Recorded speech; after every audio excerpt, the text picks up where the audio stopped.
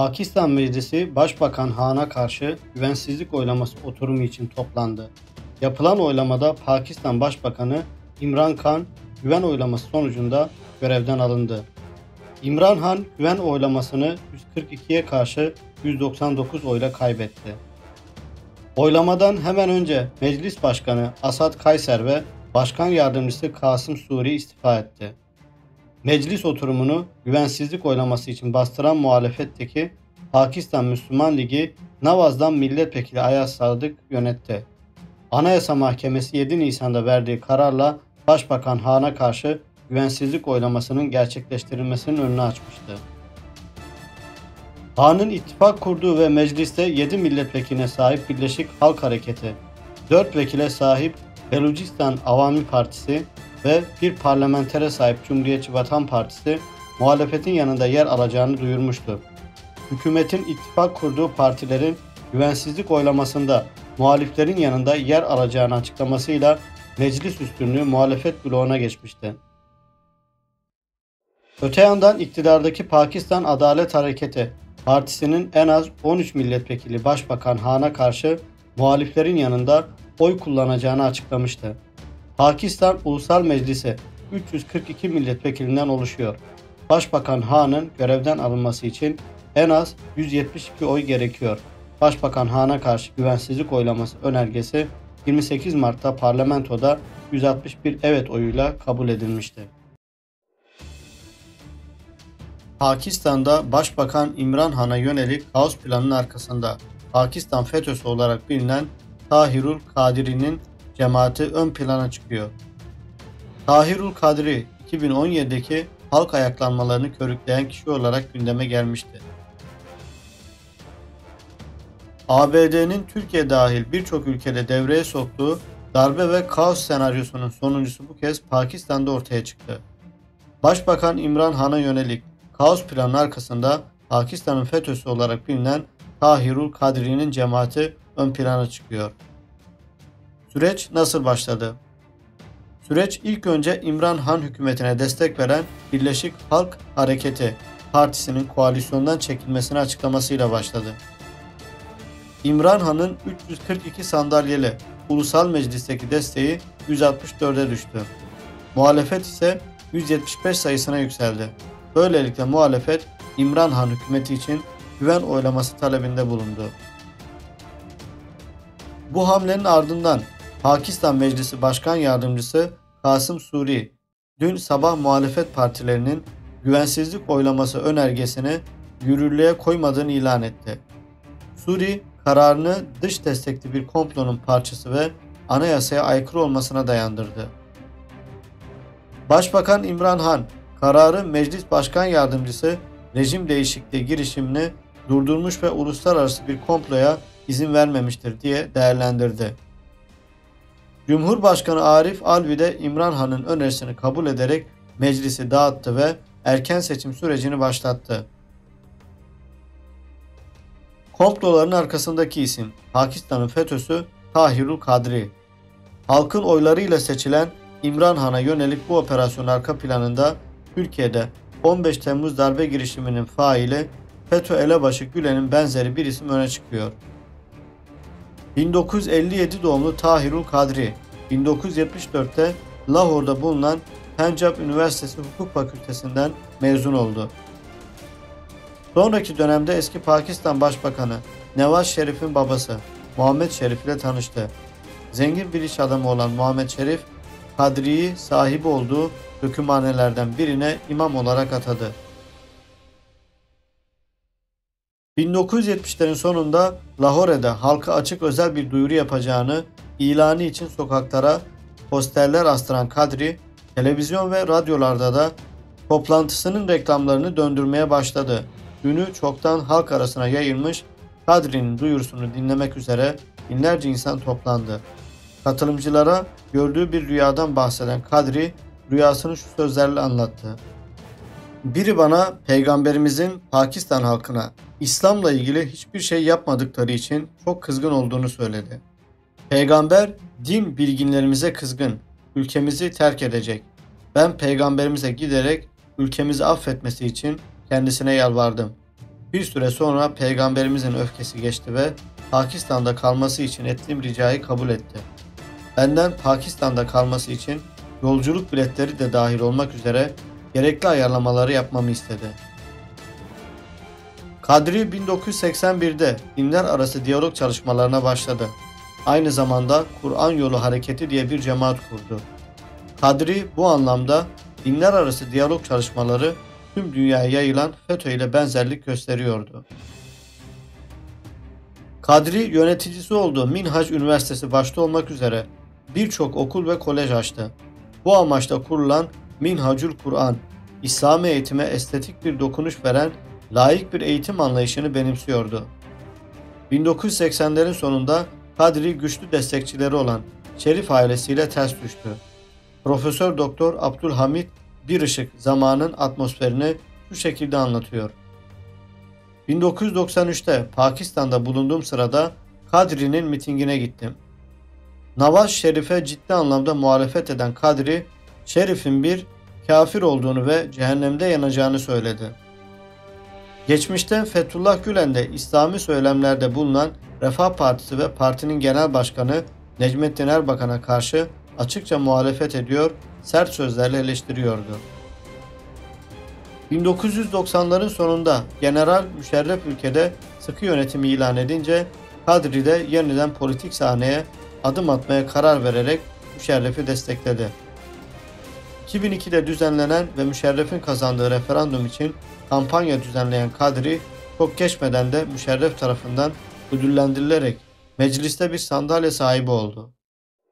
Pek çok yorumcuya göre hayalini kurduğu başbakanlık görevini elde edemediği için 2004'te milletvekilliği görevinden istifa eden Kadri bir yıl sonra da Kanada'ya iltica etti. Bu gönüllü sürgün Fethullah Gülen'in Amerika'ya olan ilticasıyla da büyük benzerlikler taşıyor. Kadri okulları ve üniversitelerinden mezun olan öğrencileri aracılığıyla Avrupa, Afrika, Amerika ve Körfez ülkelerinde bir ağ oluşturarak ciddi bir servet elde etti.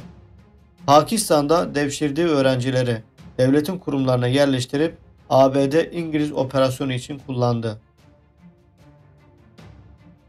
Kadri 2017'de Nevaz Şerif yönetimine karşı başlatılan sokak protestolarını körükleyen isimlerden biriydi. Terör örgütü lideri Fethullah Gülen ile birebir aynı taktiği uygulaması son derece dikkat çekici olmakla beraber sözde İslam için çabalayan Tahirül Kadri'nin sözünden çıkmayan Pakistan Anayasa Mahkemesi'nin soruşturmalar için defalarca Nawaz Şerif, iktidar arka kapıdan girmeye çalışan odaklar tarafından gasp edilmek isteniyor demişti. Kadri FETÖ benzerliği. Cemaatin lideri olan Tahirül Kadri ülkesinde güvende olmadığını söyleyerek uzun yıllardır Kanada'da yaşıyor. Fethullah Gülen ise ABD'de. Sandığa saygı duymayan Kadri 2014'te destekçilerini sokağa davet etmiş. Olaylar ölümlere neden olmuştu. 2014 yılında ise Türkiye gezi kalkışmalarına sahne olmuştu. Fethullah Gülen gibi dinler arası diyalog felsefesini benimseyen yapı, çeşitli sivil toplum kuruluşlarıyla yayılmayı hedeflerken uluslararası kurumlarında desteğini alıyor. Tahirül Kadri, Fethullah Gülen gibi demokrasi yanlısı görünüp ülkesini batıya şikayet etmekten çekinmiyor. Tahirül Kadri, Fethullah Gülen gibi sık sık rüyalarında Peygamber Efendimiz sallallahu aleyhi ve sellemi gördüğü yalanını söylüyor. Hatta kendisini siyasete haşa Peygamber Efendimiz sallallahu aleyhi ve sellemin yönlendirdiğini iddia edecek kadar düzenbaz, arlanmaz, utanmaz. Aynı Fethullah Gülen gibi. Fethullah Gülen'in FETÖ terör örgütü mensupları gibi Tahirül Kadri'ye bağlı Kur'an Yolu Hareketi cemaati üst düzey isimleriyle ve Pakistan'da hukuk ve güvenlik birimlerinde çok etkili. Fethullah Gülen'e bağlı okul ve dershaneler gibi Tahirül Kadri'ye bağlı olan vakıfların idaresindeki okullarda modern İslam eğitimi verildiği söyleniyor. Gülen küresel çapta altın nesil yetiştirecek ışık okullarını kurarken Tahirül Kadri de 1981 yılında Lahor'da Minhacül Kur'an'ı kurmuştu. Kadri ülkesini batıya şikayet etmekten çekinmeyen bir isim. Sık sık rüyalarında Peygamber Efendimiz'i gördüğünü söylüyor. Hatta kendisini siyasete Peygamber Efendimiz sallallahu aleyhi ve sellemin yönlendirdiğini iddia ediyor. Örgüt lideri kurduğu eğitim kurumları ile her yıl milyonlarca dolar gelir elde ediyor. Örgütün üst düzey isimleri ülkede hukuk ve güvenlik birimlerinde etkili. Tahirül Kadri 2 Mart 2010'da terörizm üzerine verdiği 600 sayfalık fetvasında terörizm terörizmdir, şiddet ise şiddettir ve İslam öğretilerinde bunlara hiçbir geçerlilik verilmemiştir dedi. Kadri 22 Şubat 2012'de 4 haftalık Hindistan gezisine gitti ve orada barış mesajları verirken İslam'da terörizme yer yoktur dedi. Ayrıca Pakistan ve Hindistan hükümetlerine çağrıda bulunarak savunma harcamalarının kısıtlamalarını istedi ve bu paraların fakir ve yoksul insanların refahı için harcanmasını önerdi. Kadri, Aralık 2012'de ani bir kararla siyasetini değil, devletini koru sloganıyla Pakistan'a geri döndü. Kadri, Pakistan'da büyük bir halk kitlesine hitap etti ve mevcut sistemin iflas ettiğini anlatarak hükümeti protesto etti. Ayrıca 10 Ocak 2013'e kadar bu durum değişip iyileşmezse 14 Ocak 2013'te İslamabad'a 1 milyon kişinin katılımı ile büyük bir yürüyüş düzenleyeceğini ve İslamabad'ı Tahrir Meydanı'na çevireceğini ilan etti. Bu amaçla Birleşik Milli Hareket lideri Altaf Hüseyin ile bir koalisyon kurdu. Hayatı boyunca ülke siyasetinde etkin isimlerden biri olan Kadri'nin son olarak Başbakan İmran Han'a yönelik operasyonda da etkin rol oynadığı reddedilemez bir gerçek olarak ortaya çıkıyor. Evet dostlar, gördüğünüz gibi bizim ülkemize Fethullah'ı, Pakistan'a Kadri'yi, daha önce Irak'a da bir tane sahtekar koymuşlardı. Tüm İslam ülkelerinde Amerika'nın böyle hoca şıh ayağına koyduğu bir sürü ajan var. Müslümanlara çok iş düşüyor. Uyanık olmalı Müslümanlar. Körü körüne hiç kimseye kapılmamalı. O yüzden başımıza ne geliyorsa saflığımızdan ve cahilimizden, cehaletimizden geliyor. Dikkat etmeliyiz, bu oyunlara gelmemeliyiz.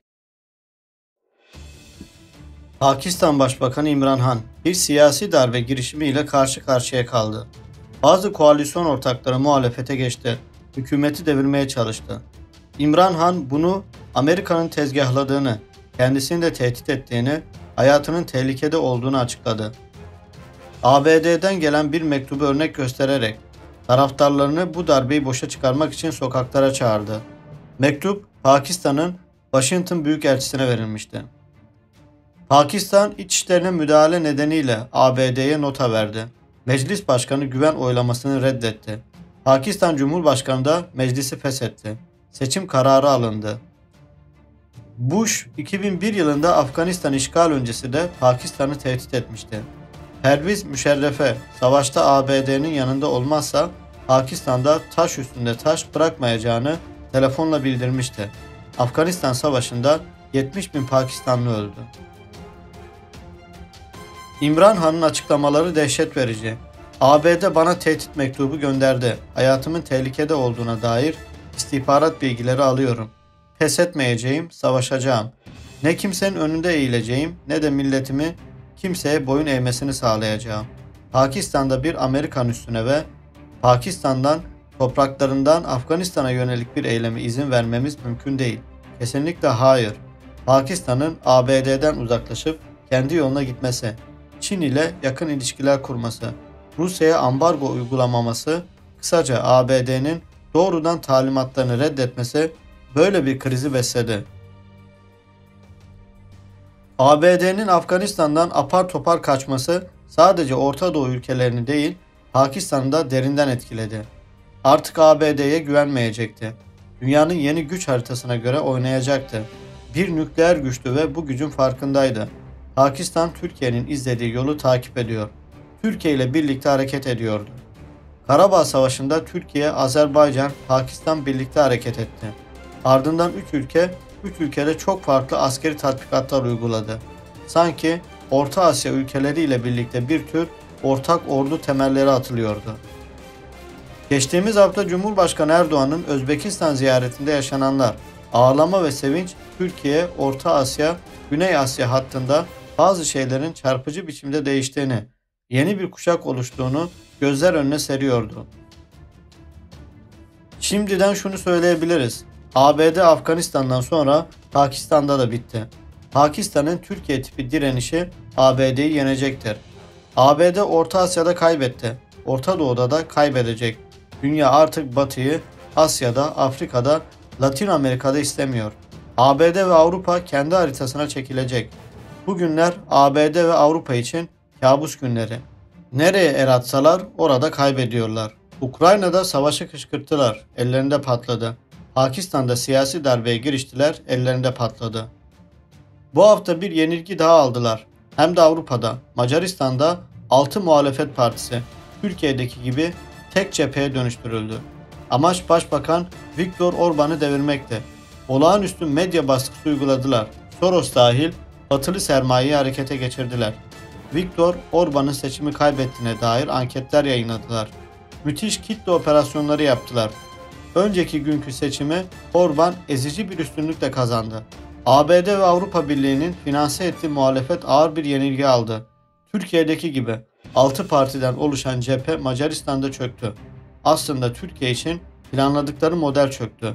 Türkiye'ye yakın, batıya uzak olan Orban, Soros'a ve Avrupa Birliği'ne karşı zafer kazandım açıklaması yaptı. Aynı gün Sırbistan'daki seçimlerde de Batı yanlıları ağır bir yenilgi aldı. Mesele şuydu, milletler Batı'nın müdahale ettiği bütün alanlarda ABD ve Avrupa karşıtı bir tavır alıyor. İyi niyetli olmadıklarını biliyor. Güçlü lidere, güçlü devlete yöneliyor. Olay şuydu. ABD 2023'te Türkiye'ye yapacağı müdahale biçimini şu an bazı ülkelerde test ediyordu. Ukrayna'da savaşla, Macaristan ve Pakistan'da siyasi darbe ile sonuç almaya çalışıyordu. Siyasi darbe ile giriştiği her yerde hüsrana uğruyor. Ukrayna'yı ateşe atıp yalnız bıraktı. Öyle görünüyor ki Ukrayna'da Batı'dan umudunu kesecek.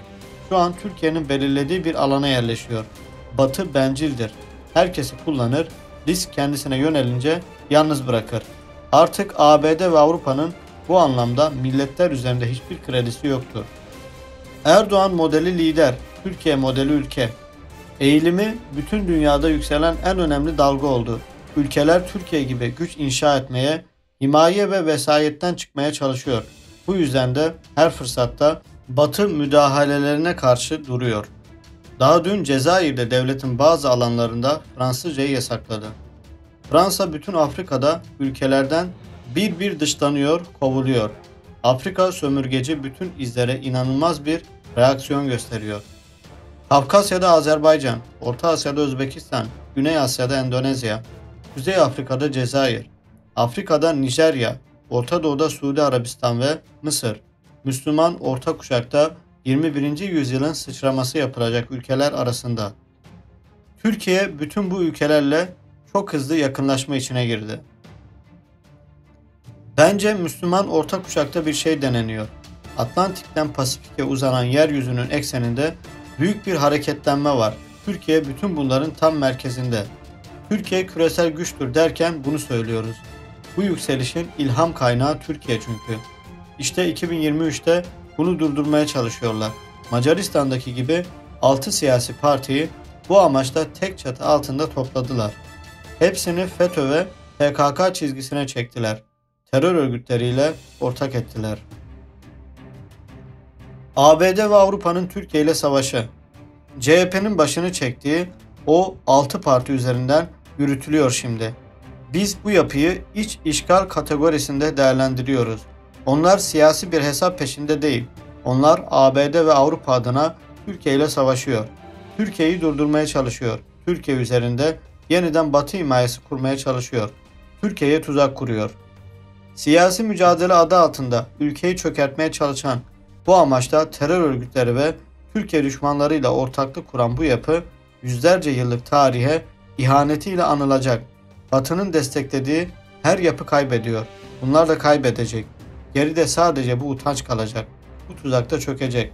Göreceğiz. İbrahim Karagül'ün yazısı. Evet dostlar, eğer ki bizler bu altılı çeteye fırsat verirsek hepimize yazıklar olsun. Bir sonraki nesil emin olun hepsi yüzümüze göreceklerdir. Ama akıllı nesil. Şu anki Z kuşağı gibi değil. Gerçi Z kuşağı da uyanmaya başladı. Artık İBB'ye ve CHP'ye onlar da tavır koymaya başladı. gerçeklerle yüzleşmeye başladılar. Ama şöyle bir söz vardır. Denenmişi denemek budalalıktır, aptallıktır. Yani bir şey tecrübe edilmişse o şeyi yaşayarak tecrübe edeceğine dinlersin, büyüklerine sorarsın. En basiti ne yaparsın? İnternetten açarsın. Bilmem kaç yıl, 10 yıl önce ne oldu? CHP başlarken Türkiye neler yaptı? Neler yapıyordu? Ne işlerle uğraşıyordu? Buna bakarsın. Fazla tecrübe etmeye de gerek yok. Okuduğun zaman zaten bunların ne mal olduğunu herkes anlar. O yüzden ona göre onların mallığını anladığınız zaman ne yaparsınız? Düzgün hareket edersiniz. Ona göre doğru oy kullanıp doğru kişiyi desteklersiniz. Macaristan bizlere örnek olsun. Pakistan örnek olsun. Ukrayna örnek olsun. Afganistan, Irak, Suriye hepsi örnek olsun bize. Amerika'nın desteklediği bütün herkes sonradan hüsrana uğruyor. Yani Amerika bunları destekliyor. Bunlar neyi düşünüyor biliyor musunuz? Hani devlet, vatan, millet, İslam, din bunları geçin zaten hiç alakası yok. Bunlar kendi ceplerini düşünüyorlar. Kendi ve çoluk çocuğunun geleceklerini düşünüyorlar. Bir de zaten bizim millette şöyle bir sıkıntı var. Yani yabancı hastalığı maalesef her sektörde, her işte var. Biliyorsunuz işte yok Paris'e gittim, yok New York'a gittim, yok bilmem ne yaptım, yok Amerika'da okudum. Amerika bunlara destek verince bunlar kendilerini bir halt sanıyor. Yani böyle adamdan sanıyorlar. Böyle adam sandıkları için böyle kendilerini işe yarayan bir varlık olarak görüyorlar. Böyle gördükleri için daha çok hevesleniyorlar. Hani normalde bunlara adam yerine kimse koyulmuyor.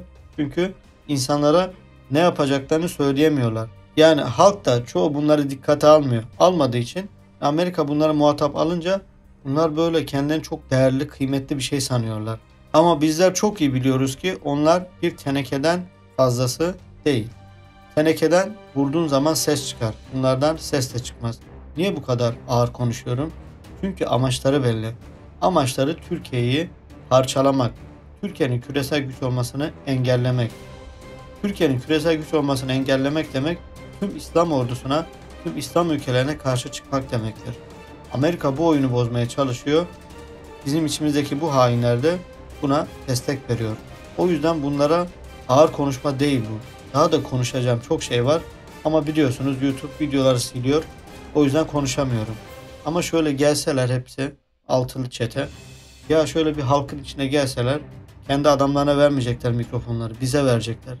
Biz bunları haşat ederiz zaten. Bunların ne mal olduğunu çok iyi biliyoruz. Ama öyle bir şeye cesareti yok. Cesaretleri olamaz. Çünkü korkakların cesareti yoktur.